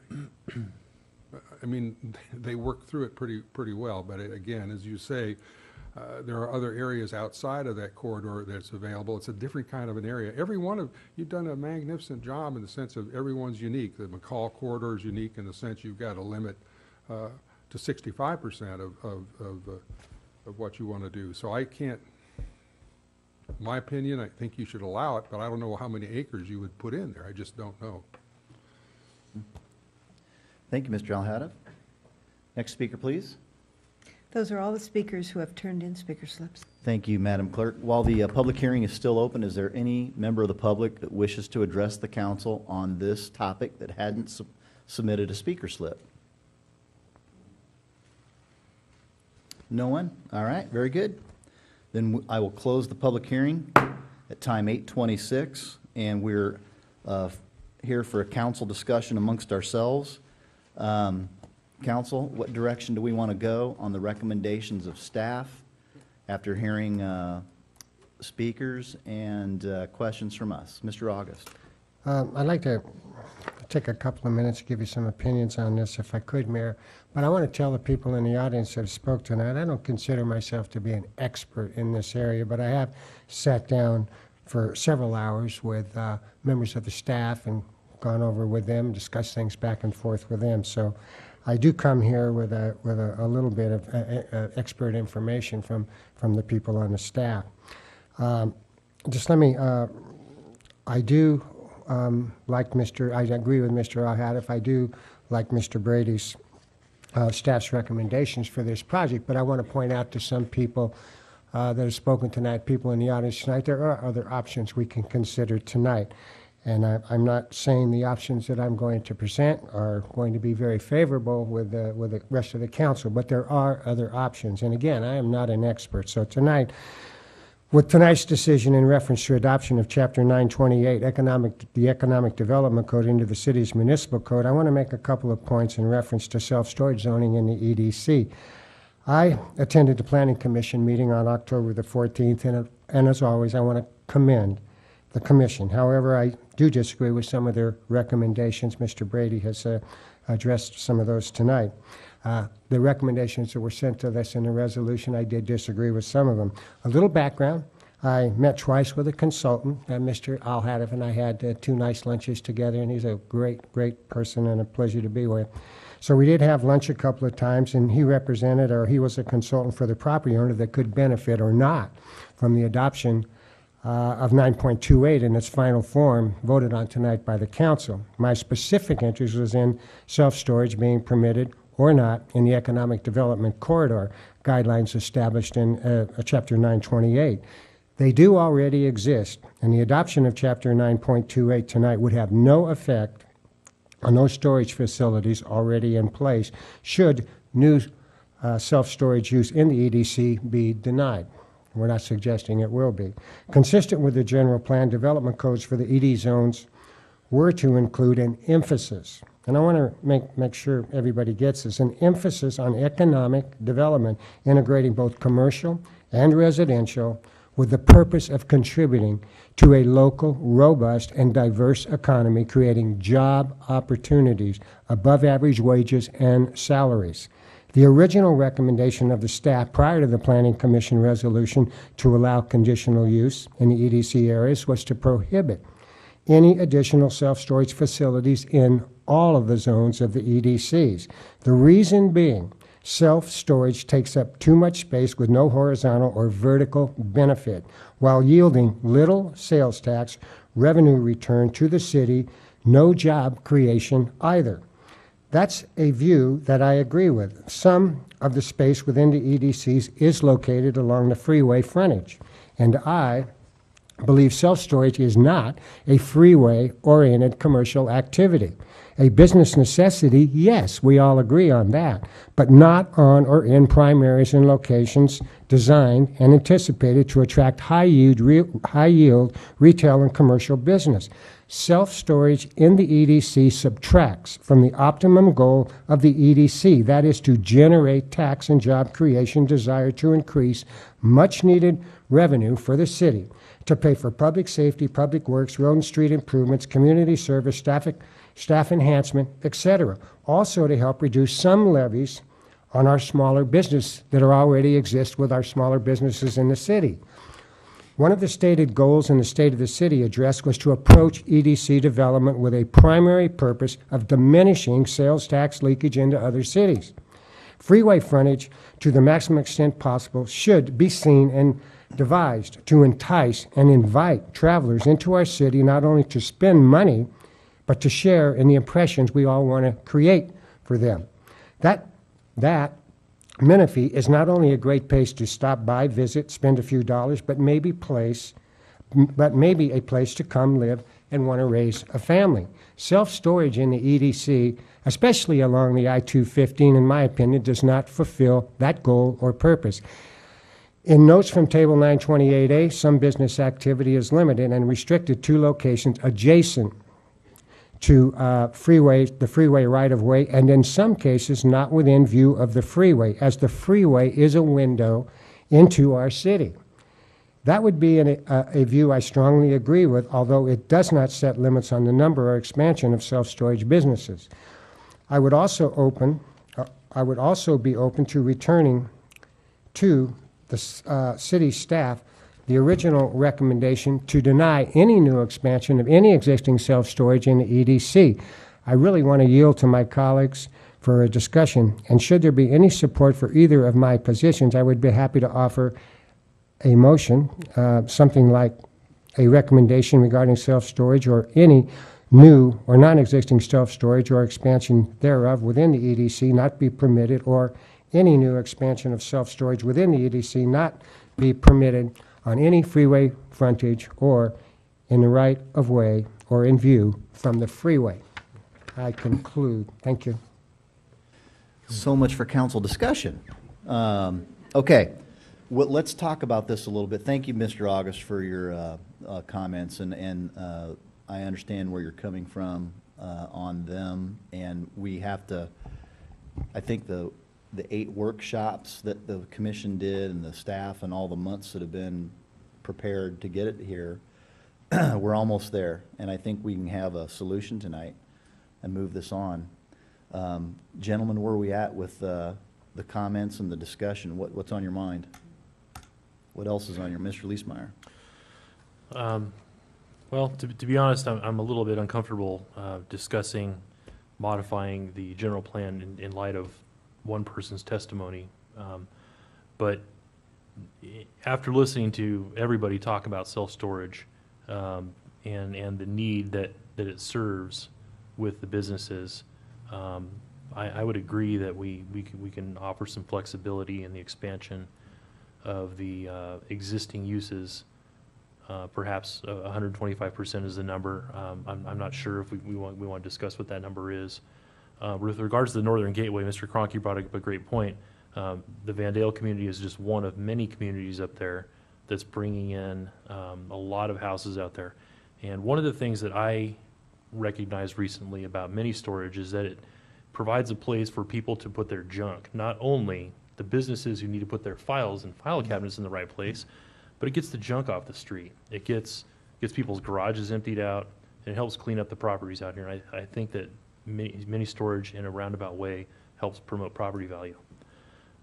So for that reason, I would be in favor of modifying the Northern Gateway section to perhaps allow maybe 10 acres at a max in the entire Northern Gateway segment.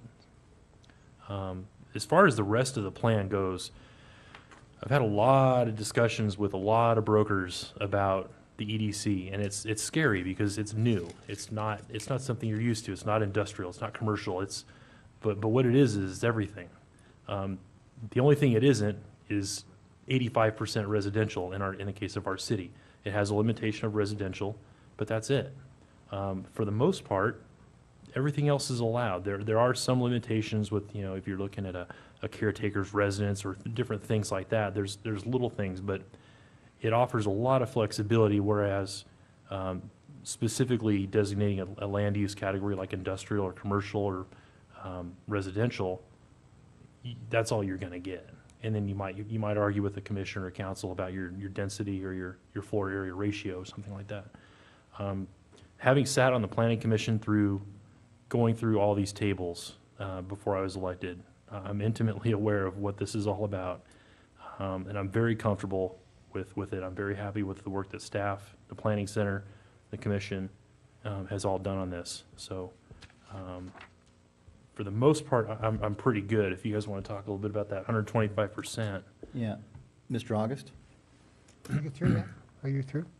Yeah, for now, go ahead. Okay, go ahead. We're in a discussion amongst ourselves. I'm going to. I don't want to make a motion just yet. We would just keep No. talking. Okay, let's keep talking. I don't think anybody's going to vote for my two possible motions, so I won't make them, but I tend to agree with Mr. Leesmeyer since we're not going to, eliminate everything. With the staff's recommendations, I like the 101.25%, that would be fine, but as the staff presented it, in all existing storage areas, and I am not in favor of expanding EDC use in the northern tier, so that's where I am. And all the other suggestions with terms of the brewery, off-site consumption, all those, I would agree with all those as well. Thank you, Mr. August. And, okay, I think I see a compromise coming. Okay. Mr. Denver? Well, I think that it's not fair to limit the northern tier when it's allowed in other areas. We got to remember this is America and this is private property. Nobody's going to build something, self-storage, if it isn't profitable, if it doesn't make sense, there isn't a demand. If they do, it's going to be torn down in a year. It's just not going to happen. And so I think that some sort of a limit, 10 acres is fine, and but I don't think it, and I like all the rest of it, the way it's been done, the 125%, particularly in the case of this one piece that we just were discussing, that makes a lot of sense. But I don't think we need to worry too much about too much of anything being built in a capitalist society. Mr. Brady, could you take us back to staff's recommendation page? The additional considerations, yes. Okay, so I want to walk through this so that so the council's on the same page. So I heard discussion that we may want to increase that 100% to 125 from the city manager's idea. I think that was a good one. We'll see what the council wants to do. You're proposing that we eliminate the table, allowing the breweries, distilleries, and wineries that Mr. August just mentioned, and if you could go to the next page. Okay, that's what we talked about that as well. Considering private and vocational trade, I think that's a good idea because we need those types of jobs in our city, and that Why would you limit those just to the northern and southern? Don't we want them everywhere? The northern area, I believe, prohibited it.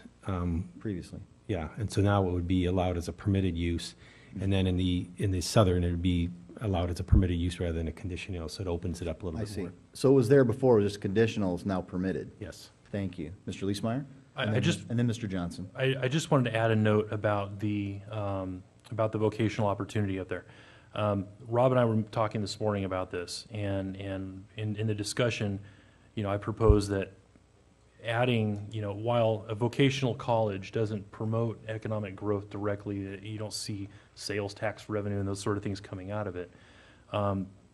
With the proximity to Loma Linda and everything that we have on the south end, I'd hate to see our city miss an opportunity to expand in the education side of things, because while it doesn't contribute to economic growth, passively it fosters positive growth and promotes a stronger city, and that, I believe, makes people want to invest in our city, and that in turn creates a cycle of growth and brings more opportunity for those other economic drivers.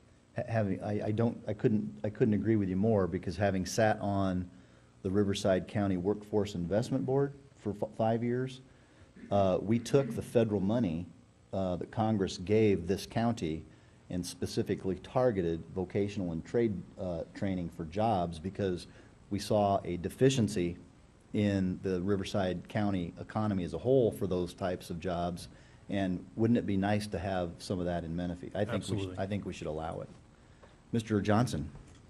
Thank you, Mr. Mayor, members of council. The vocational areas in the north and south, as well as the private schools, would be along major thoroughfares. That's why we picked the northern gate and the southern gate. You've got 2 6-lane roads that are going to be built, Ethernet corridor and the Scott Road corridor. That's why those were suggested, and really to keep that out of the city center or the core area, as typically that would be a one-time travel to and from each day, just to keep them on the northern and southern areas. Would also be an attraction for other areas to come to our area. Mr. August?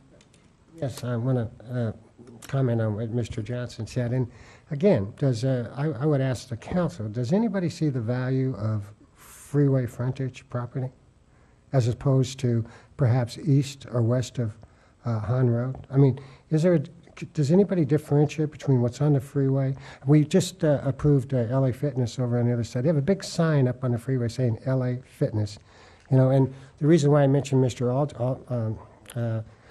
Dr. Mandrides, you know, and you'd be driving down the freeway, you know, take a simple name, Mr. and Mrs. Johnson. They might be driving north or south. They see a beautiful, fine fish cuisine place on the highway, and they say, you know, let's get off at Scott or Newport and go back and let's drop off some money in the city of Menifee and have a fine dinner. Well, they're not going to do that with some types of businesses, and no disrespect to storage facilities, but Mr. and Mrs. Johnson are probably not going to get off their freeway to go visit a storage unit. And I have nothing against storage facilities. I do have a problem with their location, and I do value freeway property. And the reason why I say that is you're talking about private schools on Scott Road. Are you talking about private schools on the freeway? It would be allowed in the northern and southern gateway, and those are both sides of the 215 freeway. Okay, and I would be opposed to that, so thank you. Okay. I think we're almost there. So, Mr. Brady, take us back one more slide. Okay. I heard agreement on the elimination of the table, the tasting rooms. Go to the next page. The first bullet I heard agreement on. I heard one dissenting comment from Mr. August on that. Which one was that? The considering allowing the vocational trade in the, is that correct? Am I restating your position correctly? That is my position. Not against the trade schools in general, but not within, you know, the freeway frontage. Okay. All right. So back one more page again, please. So what I'd like to do, and Mr. Melching, can we take these considerations? I'd like to take these considerations one at a time and get a consensus of the council. So I'm trying to get us there. You absolutely can take like a straw vote in order to figure out where the consensus of the council is, but in the end, there's only one ordinance, so there's one vote on. No, I got that. I'm trying to achieve something that we can get to a motion on. Understand. Okay. So what I've heard the discussion on, it seems to be a general agreement for increasing that 100% to 125. Yep. Okay. We agree on the table. We agree on the breweries, distilleries, wine for the next slide. We agree on the first bullet, and we have, it sounds like we have a 3-to-1 agreement on that last bullet. Is that safe to say? Yep. Okay. 10 acres in the north. All right, I'm getting there. I just want to ask Mr. August a question first. Sure. If you generally support 5 of the 6 additional considerations, are you going to vote no? On the whole thing? Yeah. No. Okay. All right. Thank you, sir. Appreciate that. All right, Mr. Denver, did you want to make did you want to have an addition on the northern gateway to include 10 acres as discussed? Correct. All right, so council. Up to 10 acres. Council would like to add as one of our, as part of our motion, whoever's going to make it, to add up to 10 acres in the northern gateway for that use. Agreed. Okay? All right. So, we're there, I think. Okay, let's go to the final recommendation page. I think I was a dissenter on that. You were a dissenter on that. So we've got Mr. August opposed to that and also to the vocational in the areas that he was concerned about. And your objection is noted for the record. Go to the final recommendation slide, Mr. Brady. There we go. All right. So, Madam Clerk, can we take a motion on number 2 first? Yes, you should. All right, council, I'd like to entertain a motion on the finding of the Development Code Amendment, DCA 2015-190, exempt from further EIR. So moved. Second. We have a motion and a second. Roll call vote, please. And that second was, Mr. Denver. thank you, sorry. Councilmember Leesmeyer, Aye. Mayor Pro Tem Denver, Aye. Councilmember August. Aye. Mayor Mann. Aye. Thank you. On the matter of the introduction of the ordinance, City Attorney, based upon a consensus of the council, we would like to add into the ordinance from the staff's report, taking it from 100% to 125 and adding 10 acres in the northern gateway as part of the ordinance. Yes, Mayor. I was just conferring with Mr. Brady about that. The way to do that will be where the 100% number is reflected in the current ordinance, it will be changed to 125%. And then in the table where it reflects right now that in all of the other 4 areas, the use is conditionally permitted, the 5th area will also be changed to conditionally permitted, and a footnote will be added that explains that in that area in particular, up to 10 acres of self-storage will be allowable, notwithstanding that 125% requirement. Exactly. And that I am describing to the best of my ability exactly what the ordinance will say so that we're able to come back for second reading next time. Does that reflect what our discussion was? Yes. Okay, very well. So the motion, once we ask for it, will include those modifications. Madam Clerk, would you please read the title of the ordinance? Yes, thank you, Your Honor. Ordinance number 2015-180, finding that the Code Amendment DCA number 2015-190 is exempt from environmental review and amending the Menifee Municipal Code by adoption of Chapter 9.28, Economic Development Corridor, and schedule for a second reading and adoption on November 18th would be the second part of that motion, Your Honor. As amended this evening. Correct. May So I moved. We have a motion by Councilmember Leesmeyer. Second. We have a second by Mayor Pro Tem. Roll call vote, please. Thank you. Mayor Pro Tem Denver. Aye. Councilmember August. Aye. Councilmember Leesmeyer. Aye. Mayor Mann. Aye. Thank you. Well done, everybody. Staff, council, planning commissioners, past and present. Mayor. Eight workshops. Yeah. Good job. Thank you. You guys all did a great job getting us to a compromise. Well done. It's not over yet. It's not over yet, but, we'll be there. Why isn't it? There's a lot more development code to go. We have more chapters to add. But I'm grateful that staff was responsive to our priority that we set. This was a very big one to go with it, so we're very grateful. Thank you for all your work. Appreciate it. Since we moved, we have no discussion items. We're on to city attorney reports. No reports this evening, Mayor. Thank you. And would you like a second opportunity, Mr. Johnson, for a city manager report? Second bite of the apple. We have an update from Community Services that I didn't want to do earlier to interrupt our flow. But I would love Robert Lennox, Community Services Director, to provide an update. Mr. Lennox.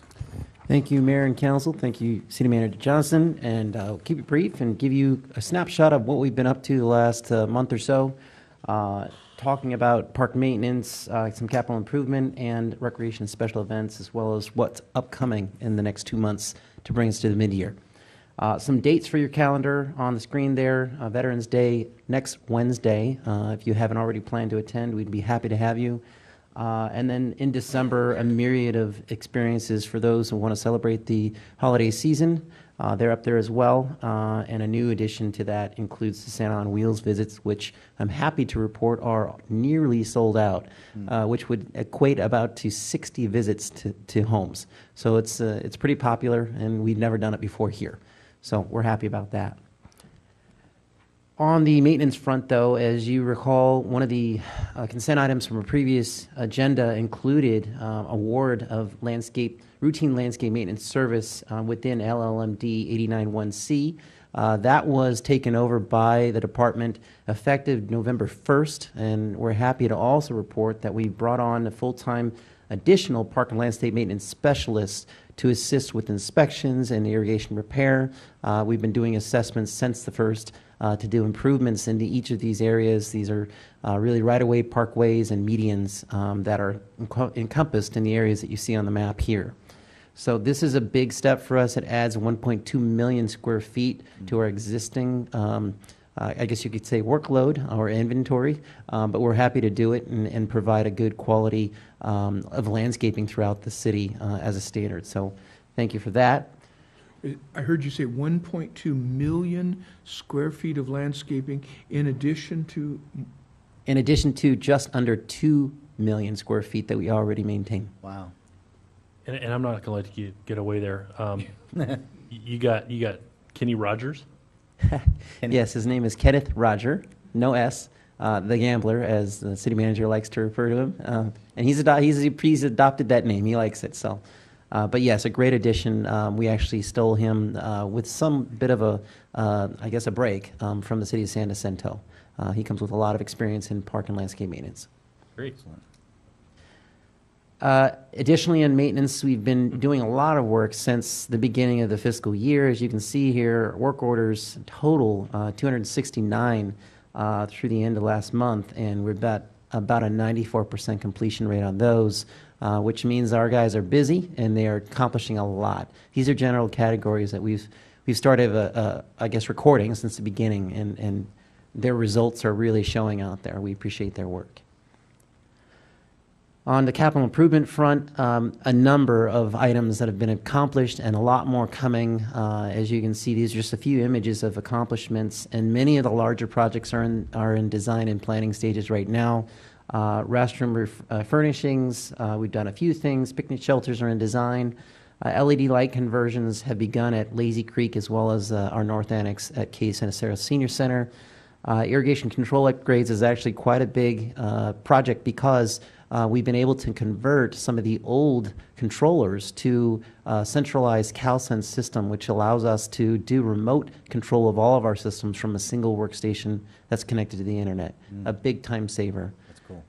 And we also are doing we're working on plans for the installation of a couple of new restroom buildings in some parks that just don't have them, and replacing portable restrooms that are there now.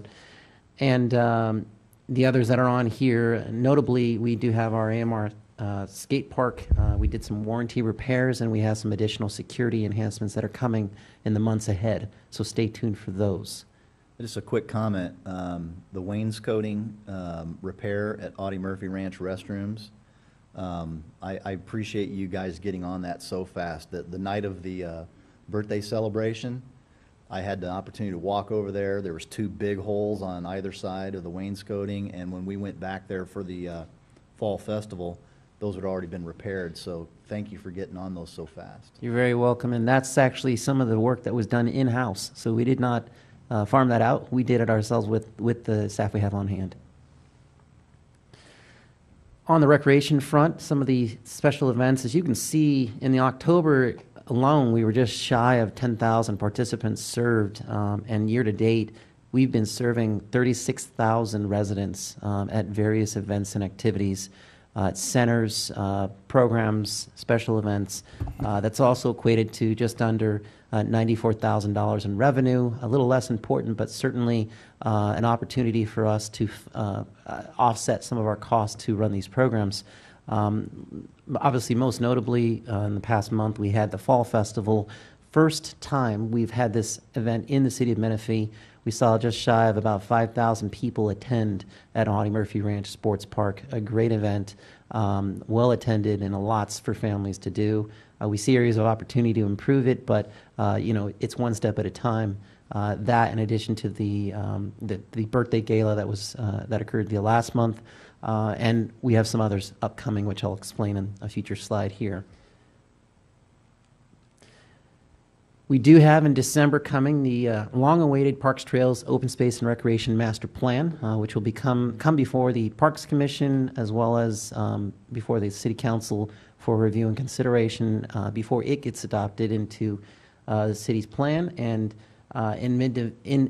in December as well, we'll bring back a report on our successes so far since the beginning of the fiscal year. We'll provide a little more detail on each of the areas with some statistics and hopefully some qualitative and quantitative statistics for you. CDBG, we're happy to launch a new neighborhood improvement program. This was an award of a subrecipient grant to the city by the City Council and by the MCAC, which will allow residents to apply for a grant that will fund supplies and materials that will assist them in doing community beautification cleanups in their neighborhoods. So great opportunity. As I mentioned, CIPs on the horizon include camera surveillance, more LED conversions, and skate park security enhancements, just to name a few. We also intend to bring back in January Quimby Ordinance and Fee Resolution Review. That's an annual process. As you'll recall from the original ordinance, we committed to do, but you'll have a chance to re-review the ordinance and then also determine if the fees that are currently in place are something you want to continue or want to modify moving forward. And Spring Festival is in March, similar to what we did last year at La Ladera Park. And a new big event that we're planning is the Menifee Music and Arts Festival in late spring, maybe early summer, before we do an annual report in July. That concludes. What is your thinking? I know you probably haven't got it worked out exactly on your skate park security. We've all been batting that around so many years. I'm wondering what your thinking is now. Well, from what we've seen, the use at the park and some of it, a lot of it, the illegal use is best things to do would be to raise the fence line, provide some security hooks on the outward bend, do controlled access on a rotating pedestrian gate that has timed entrance and exit like we do in our restrooms, additional security cameras there, and a restroom building to replace the portable restroom that's there right now, and more security lighting for nighttime use, not use of the park, but monitoring of the park, just to name a few of the enhancements. Thank you. Just a quick question on the Sun City Boulevard median beautification. Help me define coming soon, because Cherry Hills went fast and got done, and there seemed to have been some sort of delay, and I don't know, maybe there wasn't, maybe it was planned all along to put it in a certain time period, but is there a reason why we haven't started the Sun City Boulevard median beautification yet? Sure, we thanks. already provided funding for it. Yes, and I'm glad you asked the question. Primarily, the delay was related to the fact we did not have utility in that median. Originally, we thought we did. We had to do some investigation work with ENWD and determined we have to establish a new meter to provide water service to that median. That median itself is also significantly bigger than the phases we did before combined. And so we're really going from Cherry Hills all the way up to McCall, and it's quite a bit of a run, and so there's a lot of bits and pieces to it, and it was already bid out, and we do have an informal bid process we did and made we're bring to you on the 18th a recommendation for contract award for the landscape improvements. Can we retroactively bill Del Webb for not putting those in? That might be tricky. Mr. August? Right, I obviously put out some poor information on what Mr. Mann just described. And I remember telling the people over in Sun City area that it was going to be done, started at the beginning of November and end in November. So what is the latest information to pass forward? So as soon as the contract award is done by the council, we have a backlog, a little bit of a backlog with the vendor that we are proposing for contract award. They won't be able to start their work until the first week of January, although if they finish their lineup of work early, they could start early. Similarly, EMWD is about a 4-week lead time to get the meter installed. So I can confidently say that we'll be able to finish the project in January. Thank you very much. Great report. A lot of things happen in community services. Taking it from where it was, I remember back in, what was it, April of 2013 when we embarked on this process to where it is now. What a great progress. Mr. Johnson, you're up. Thank you, sir. That concludes our report. However, you should look for a Public Works report, probably the beginning of December, to update you on all of our construction activities throughout the city. And when does the next issue of Menifee Matters come out? The next issue of Menifee Matters would be in February, and that would be our next opportunity to do a large-scale construction update to the public. Excellent. Okay, future agenda requests from council members. Mr. Leesmeyer. Thank you. Briefly, I'm going to explain something here and then get into my request. But on Sunday night, we had an incident near Wheatfield Park, which an individual involved was shot. There is an ongoing investigation into that incident, but I'm now getting word that there may have been an arrest in that, in connection to that. Also this week, the sheriff made another arrest of a suspect in a connection with a murder that occurred in the north end of town on October 4th. These are two high-profile incidents that have recently taken place in our hometown. This week, I've also learned of increased vandalism at shopping centers, where local business owners have rocks being thrown through their windows at hours, after hours, where cash and merchandise has gone missing. I want to give a heartfelt thank you to the men and women of the Riverside Sheriff's Office for their commitment to our city and their hard work in doing less with more. Clearly, they're up to the challenge, and I'm happy to have them here. But with the passing of AB 109 and the realignment, more criminals are on the streets than ever before. With the passing of Prop 47, serious crimes have now been reclassified, allowing criminals to stay on the streets. This last year, our city manager, Rob Johnson, had to cut over $4 million from our city's budget, partly because of rising costs of service. We were set up to have more boots on the ground this year, but now deputies are forced to do more with even less, and it's putting them in more danger, in my opinion. That's why I'd like to agendize a council discussion or workshop for this council to weigh all factors related to our residents' public safety. We need to discuss our options for revenue generation in the near future and decide how this city is going to address the rise in crime and find a balance between the cost and the level of protection. Second. We have a second, Mr. Johnson, to bring that, to schedule that workshop, offered by Mr. Leesmeyer and seconded by Mr. August. And if we could bring that back at a logical time with the schedule, that'd be great. Thank you. Just a question for clarification. Would you have us do a workshop first? Would you have us supply some information for discussion and then a workshop to kind of see where we're going?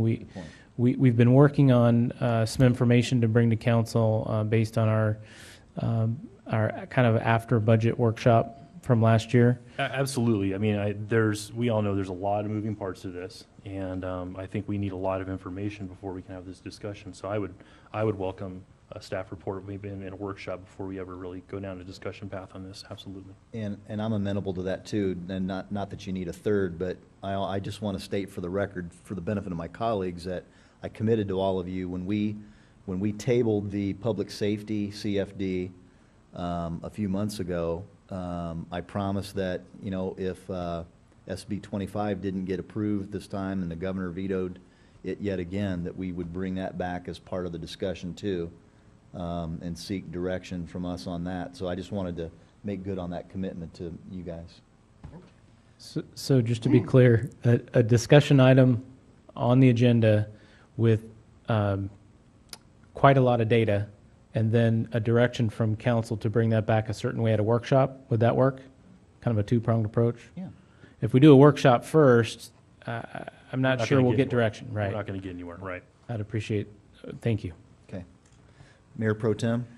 Where are we at? I'm forth that safety. There's nothing more important than that. And what I'm about to propose is not as important as that, and I recognize that. On the items scheduled for future agendas, I think for 14 years, the consideration of regulation of shipping containers in commercial areas have been there. I sure would like to get that solved, not before yours, but that really needs to be brought up and handled. All it is, in my never to be humble opinion, has to do with a commercial containers ordinance, and that just can't be that difficult. I'll give that a second, because we committed to doing that with, before Councilmember Leesmeyer came on the council when he was still on the commission with Mr. Furman here and Mr. Edgerton, and we all said, let's tackle the residential container issue first, and then at the appropriate time, we would bring back the commercial container discussion, and so I think that's time. Agree. Okay. Any other future agenda requests? Excellent, excellent meeting, everybody. We're very appreciative of all your efforts, and thank you all for your attention and your professionalism tonight. And on behalf of the entire city council, all of us, we are adjourning the meeting tonight in honor of City Clerk Kathy Bennett.